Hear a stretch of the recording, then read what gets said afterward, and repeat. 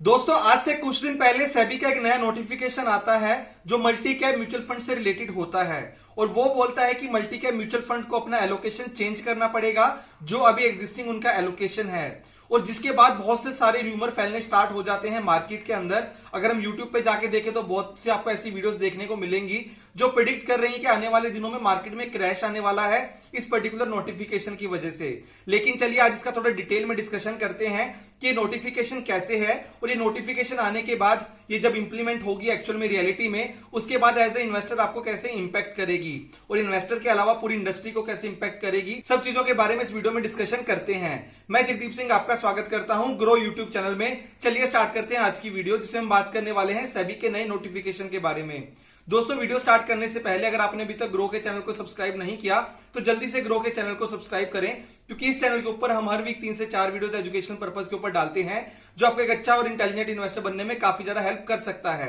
चलिए स्टार्ट करते हैं आज की वीडियो।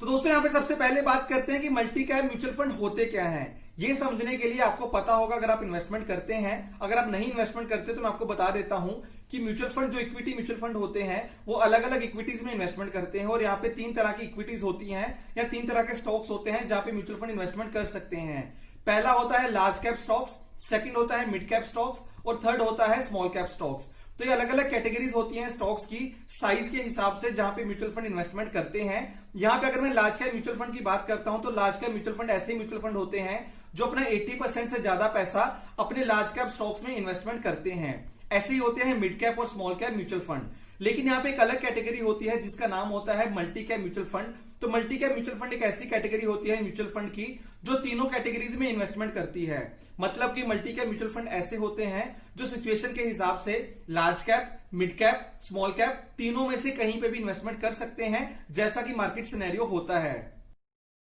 तो दोस्तों अगर टोटल एयूएम की बात करें एसेट अंडर मैनेजमेंट की, जो मल्टी कैप म्यूचुअल फंड के अंदर इन्वेस्टेड है उसकी अमाउंट 1.4 लाख करोड़ के आसपास का है, जो कि काफी बड़ी अमाउंट है। लेकिन थोड़ा सा अगर हम डिटेल में बात करते हैं मल्टी कैप म्यूचुअल फंड की, अगर मैं अभी का रिसेंट का एलोकेशन देखूं मल्टी कैप म्यूचुअल फंड का, तो उनका सबसे ज्यादा एलोकेशन अभी पिछले कुछ टाइम से लार्ज कैप स्टॉक्स के अंदर है। क्योंकि आपको पता है कि मार्केट का सिनेरियो पिछले कुछ टाइम से अच्छा नहीं चल रहा था, काफी सारे स्टॉक्स नीचे को आ रहे थे, जिसके चलते मल्टी कैप म्यूचुअल फंड ने अपना काफी बड़ा इन्वेस्टमेंट लार्ज कैप स्टॉक्स में करके रखा हुआ था। तो अभी तक जो यहाँ पे रेगुलेशन था वो सिर्फ ये बोलता था कि मल्टी कैप म्यूचुअल फंड एक ऐसे म्यूचुअल फंड होते हैं जिनको 65% तक का अपना एयूएम किसी भी स्टॉक के अंदर इन्वेस्टेड होना चाहिए। अभी तक उनको ये नहीं बोलते थे कि आपका कितना मिड कैप में, कितना स्मॉल कैप में और कितना आपका लार्ज कैप में होना चाहिए। सिर्फ अभी तक सेबी का रेगुलेशन यही बोलता था कि टोटल अगर आपके पास 100 रुपीज का एयूएम है तो उसमें से 65 रुपीज का इन्वेस्टमेंट आपका इक्विटी में होना चाहिए। बाकी बचा हुआ पैसा आप कैश की फॉर्म में अपने पास रख सकते हैं ताकि मार्केट में अगर आपको अपॉर्चुनिटी मिले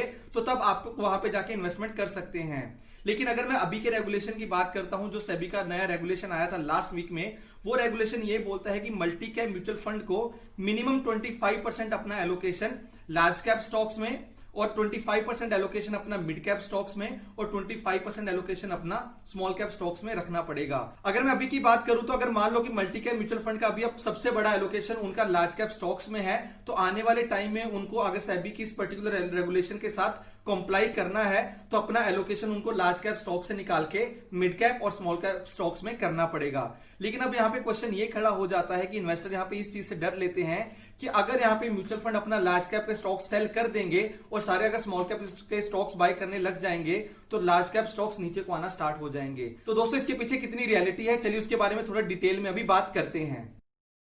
दोस्तों अभी हम पूरे इंडस्ट्री के स्टैट्स देखते हैं कि मल्टी कैप टोटल जो एयूएम है उसके अंदर अभी उनका कितना लार्ज कैप में एलोकेटेड है, कितना मिड कैप में एलोकेटेड है और कितना स्मॉल कैप में एलोकेटेड है, ताकि आपको आइडिया लगेगा कि म्यूचुअल फंड को अगर री एलोकेशन करना पड़ेगा तो कितने क्वांटम का री एलोकेशन यहाँ पे होगा। तो दोस्तों जैसे कि आप मेरी स्क्रीन पे देख सकते हैं कि टोटल इंडस्ट्री का जो एयूएम है इस पर्टिकुलर कैटेगरी का वो 1,42,000 करोड़ के आसपास का है, जिसमें से 74% of the total investment currently large cap stocks के अंदर है, जिसका क्वांटम है 1.05 लाख करोड़। इसके बाद अगर मैं मिड कैप की बात करता हूं तो वहां पे टोटल 15.78% का एलोकेशन है, that is approximately around 22,500 crore.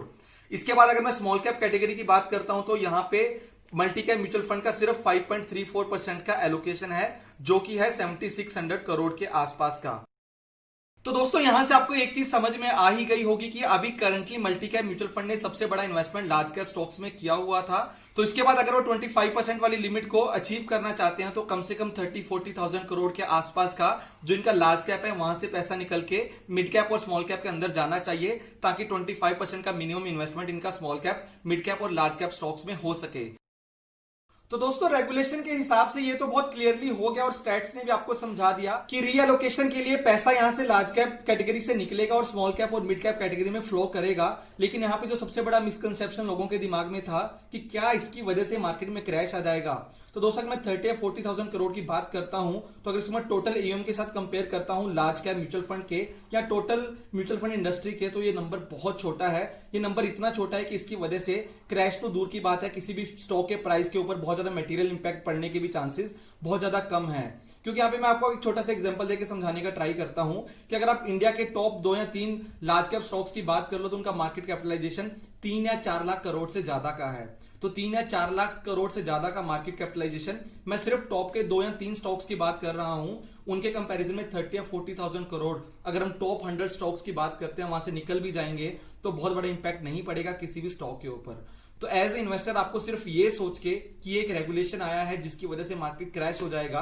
तो मैं आज इन्वेस्टमेंट नहीं करता हूं, मैं जनवरी तक का वेट कर लेता हूं क्योंकि तब तक जाके मार्केट में क्रैश आएगा और तब मैं जाके इन्वेस्टमेंट करूंगा। तो ये थिंकिंग आपकी पूरे तरीके से गलत है, क्योंकि ये जो इंपैक्ट है, जैसे कि मैंने आपको स्टैटिस्टिकल तरीके से बताया कि ये नंबर बहुत छोटा है और ये नंबर कभी भी मटेरियल इंपैक्ट नहीं ला पाएगा किसी भी प्राइसेस के ऊपर। तो ये सोच के स्पेकुलेशन करना बिल्कुल गलत होगा। अगर आप ट्रेडिंग करते हैं तो अगर आप इसके बेस पे ट्रेडिंग करने के बारे में सोच रहे हैं तो वो भी थिंकिंग कहीं ना कहीं आपके लिए गलत हो सकती है, आपके लॉस बढ़ाने के चांसेस को बढ़ा सकती है।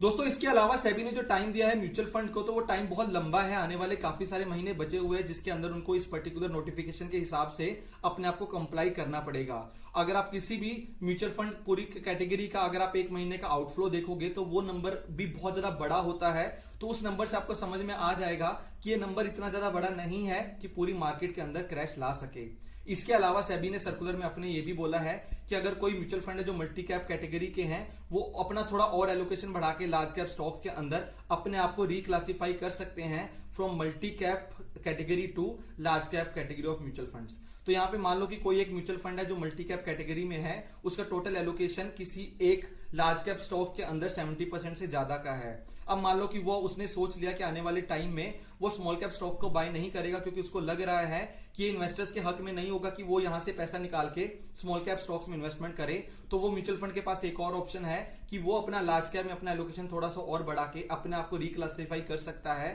From multi cap mutual fund to large cap mutual fund. तो यहाँ पे 2-3 ऑप्शन है म्यूचुअल फंड के पास जो आने वाले टाइम में पता चलेगा कि कौन सा म्यूचुअल फंड क्या करना चाहता है। तो अगर आपने किसी भी मल्टी कैप म्यूचुअल फंड के अंदर इन्वेस्टमेंट किया हुआ है और आप ये सोच के चिंता में है कि क्या म्यूचुअल फंड मेरा लार्ज कैप म्यूचुअल फंड बन जाएगा, तो यहाँ लार्ज कैप कैटेगरी से पैसा निकाल के स्मॉल कैप या मिड कैप में इन्वेस्टमेंट करेगा। इसके बारे में आपको आपका म्यूचुअल फंड बहुत क्लियरली पहले से बता देगा। तो आप इसके बारे में बिल्कुल भी चिंता ना करें, क्योंकि हर म्यूचुअल फंड अपने इन्वेस्टर्स के बारे में सबसे पहले सोचता है और उसके बाद कोई भी इन्वेस्टमेंट डिसीजन लेता है।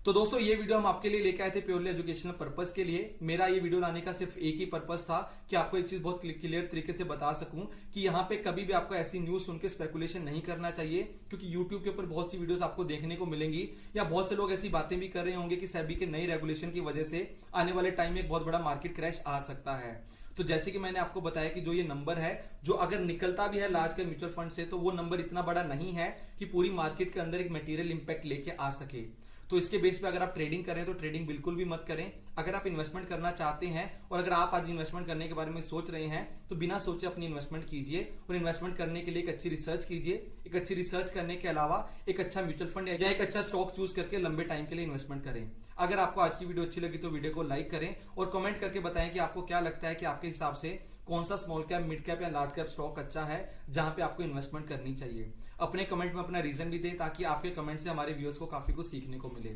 अगर आपने अभी तक हमारे चैनल को सब्सक्राइब नहीं किया तो जल्दी से ग्रो के चैनल को सब्सक्राइब करें। Happy investing.